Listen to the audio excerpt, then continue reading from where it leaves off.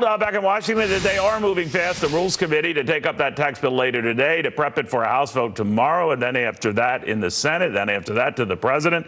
And much of what they brag about, besides the fact that you're going to see a better paycheck in net, in other words, you're going to be taking home more next year, they stress this simplicity, and they do it with this. They could write it all on a postcard. You ever seen this?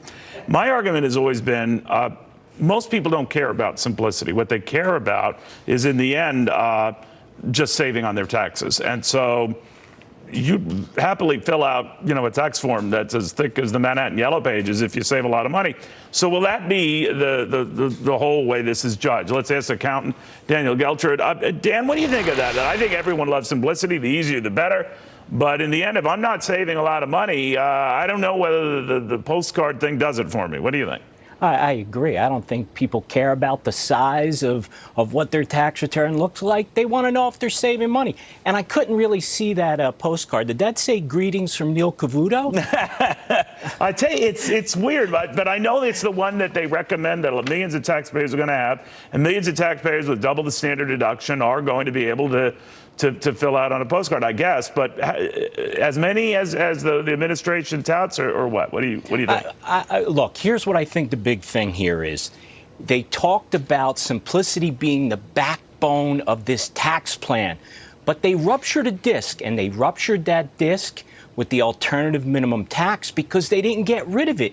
They kept it in there. What does that mean? That everybody's tax return has to be done twice. You do your regular tax return, then you have to see where you fall with the alternative minimum tax. Why they didn't get rid of it, I don't know. They raised the levels so that less people would fall into it, but it's still there. And what about the people in the high-tax states? Much has been made of the fact that while some of them got a little bit more wiggle room, up to $10,000 on interest and/or taxes, whatever they want to write off, it won't come close for a lot of them, even with lower rates, to compensate. What do you say? No, it won't. I think when you're talking about the whole SALT issue, Neil, it's really a disaster for high-income earners in the blue states. It's just going to increase taxes. It's as simple as that. Tax code picks winners and losers, and those particular people are going to end up being the losers in this. But are most winners to you, Dan? I mean, a lot of people try to crunch and say, are most Americans going to be winners? Yeah, I think they will, because most people who are not filing with itemized deductions, they are going to be the winners because their rates are coming down. So by default, they're going to pay less taxes. They're going to get that benefit starting in 2018. All right. They did add a line here, Dan, that you might not have known about. How much do you make?